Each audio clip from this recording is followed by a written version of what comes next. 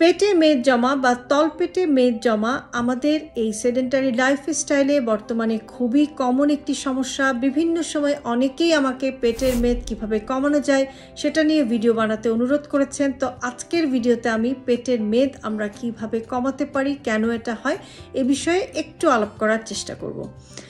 তো আমরা অনেকেই ভাবি যে আমরা যদি অতিরিক্ত খাবার খাই অথবা আমরা যদি ঠিকমতো ব্যায়াম না করি তাহলে আমাদের পেটে শুধুমাত্র এরকম মেদ জমতে পারে, কিন্তু এই দুটো কারণ ছাড়াও আরও খুবই গুরুত্বপূর্ণ একটি কারণ আছে পেটে মেদ জমার। সেটা হচ্ছে যে আমরা যদি অতিরিক্ত স্ট্রেসে থাকি বা অতিরিক্ত মানসিক চাপের মধ্যে থাকি তখন সেটা কিন্তু আমাদের রক্তে স্ট্রেস হরমোন কর্টিসলের লেভেলটি বাড়িয়ে দিতে পারে এবং সেটাও কিন্তু এই তলপেটে মেদ জমার একটি কারণ হতে পারে। এবং এই যে কর্টিসলের লেভেলটি বেড়ে গিয়ে যে তলপেটের চারিদিকে মেদ জমে সেটাকে আমরা বলি কর্টিসল বেলি।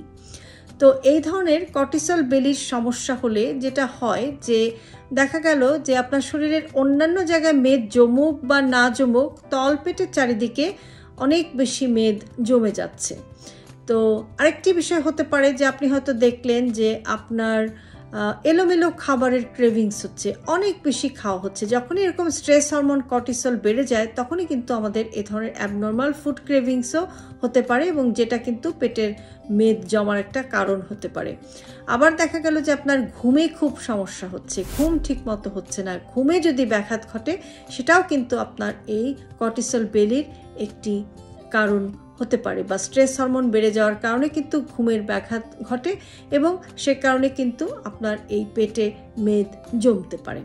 এখন কিভাবে আমরা এই পেটের মেদটা কমাতে পারি? তো পেটের মেদ কমানোর জন্য প্রথমেই খাবারের দিকে তো অবশ্যই আপনাকে নজর দিতে হবে, একটা ব্যালেন্সড ফুডে আপনাকে আসতে হবে এবং আপনার খাবারে যেন প্রোটিন বেশি থাকে, ফাইবার থাকে, বিভিন্ন ধরনের ফ্রুটস, ভেজিটেবলস এগুলো বেশি থাকে, কার্বোহাইড্রেট একটু কম থাকে এবং অতিরিক্ত তেল চর্বি জাতীয় খাবার এড়িয়ে গিয়ে আপনাকে অবশ্যই হেলদি ফ্যাটকে প্রায়োরিটি দিতে হবে। এবং হেলদি ফ্যাট আপনি পেতে পারেন অ্যাভোকাডো, অলিভ অয়েল, বিভিন্ন ধরনের বাদাম ইত্যাদি থেকে আপনি হেলদি ফ্যাট পেতে পারেন।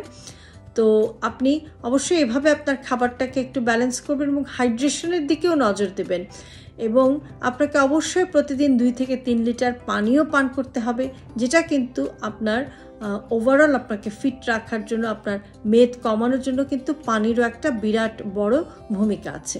এছাড়াও আপনাকে নিয়মিত ব্যায়াম করতে হবে এবং ব্যায়ামের মধ্যে রয়েছে যে অবশ্যই হাঁটা তো কোনো বিকল্প নেই, হাঁটা একটা খুব ভালো ব্যায়াম, এটা ওভারঅল আপনার ওজন কমাতে সাহায্য করে। কিন্তু আপনি যদি পার্টিকুলারলি পেটের মেদের কথা ভাবেন তাহলে আপনাকে আরেকটু স্মার্টলি এক্সারসাইজ করতে হবে, মাঝে মাঝে আপনাকে একটু স্ট্রেংথ ট্রেনিংয়ে যেতে হবে এবং এই স্ট্রেংথ ট্রেনিং করলে যেটা হয় সেটা হচ্ছে যে আপনার মাসেল বা মাংসপেশিটা বাড়ে কিন্তু আপনার ফ্যাটটা কমে।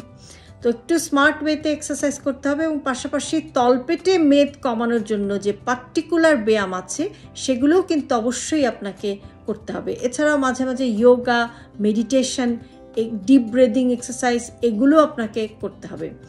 আর সবচেয়ে যেটা ইম্পর্টেন্ট সেটা হচ্ছে যে ঘুমের ব্যাপারে আপনাকে অবশ্যই খুবই সতর্ক হতে হবে, কেননা আগেই বলেছি যে ঘুম যদি ঠিকমতো না হয় সেটাও কিন্তু এই পেটের মেদ বাড়িয়ে দিতে পারে। কাজেই আপনাকে অবশ্যই একটি স্লিপ হাইজিন মেনটেন করতে হবে, 7 থেকে 8 ঘন্টা রাতের ঘুমটা যেন হয় সেটা চেষ্টা করতে হবে। প্রতিদিন একটি নির্দিষ্ট টাইমে আপনি বেডে যাবেন এবং নির্দিষ্ট সময়ে আবার আপনি ঘুম থেকে উঠবেন। এবং যাদের আসলে ঘুমের সমস্যা তারা চেষ্টা করবেন যে বিকেলে যে ঘুম অথবা দুপুরের যে ঘুম সেগুলোকে আপনি অ্যাভয়েড করতে। আপনি ধরুন যে সেকেন্ড শিফটে, বিকেলের শিফটে আরেকটি কাজ করেন, একটু এনার্জির দরকার, তাহলে আপনি ম্যাক্সিমাম একটা পাওয়ার ন্যাপ নিয়ে নিতে পারেন, 10 থেকে 15 মিনিটের একটা ঘুম বা একটু তন্দ্রা, সেটা কিন্তু আপনাকে আবার এনার্জি দিতে সাহায্য করবে।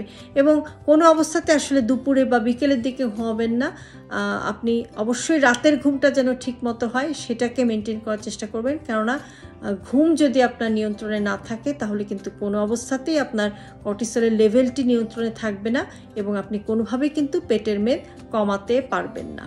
কাজেই ঘুমের ব্যাপারে সতর্ক হওয়া খুবই জরুরি এবং এই কর্টিসল হরমোনকে নিয়ন্ত্রণে রাখার জন্য আরেকটি বিষয় হচ্ছে যে আপনাকে অবশ্যই একটি রেগুলারিটি এবং একটি রুটিন মেনে আপনাকে চলতে হবে। আপনার লাইফস্টাইলটাকে একটা রুটিনের মধ্যে নিয়ে আসতে হবে, ব্যালেন্স একটা ফুড খাওয়া, ঘুম ঠিকমতো হওয়া এবং একটা নির্দিষ্ট বেড টাইমে ঘুমাতে যাওয়া, এই রুটিনগুলো খুবই ইম্পর্টেন্ট। পাশাপাশি এক্সারসাইজেরও একটি রুটিন থাকতে হবে।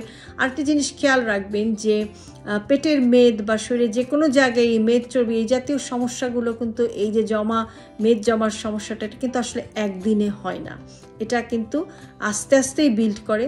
কাজে আপনি যদি একটা ড্রাস্টিক রেজাল্ট চান যে 7 দিন 10 দিন একটা লাইফস্টাইলের মধ্যে এসেই বা যেই জিনিসগুলো বললাম এগুলো মেনটেন করে 7 দিন 10 দিনেই আপনি একটা রেজাল্ট পেয়ে যাবেন, সেটা ভাবারও কিন্তু কোনো কারণ নেই।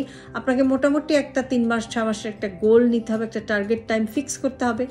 যদি আপনি আপনার পেটের মেদ কমাতে চান এবং আপনার শরীরকে ফিট করতে চান, তাহলে কনসিস্টেন্টলি এবং রেগুলারিটি মেনটেন করেই কিন্তু আপনাকে একটা হেলদি লাইফস্টাইলের মধ্যে আসতে হবে, এবং যেটা কিন্তু আপনাকে এই পেটের মেদ কমানো সহ ওভারঅল আপনার বডিকে ফিট করতে এবং আপনাকে সুস্থ রাখতে সাহায্য করতে পারে। ভালো থাকবেন সবাই।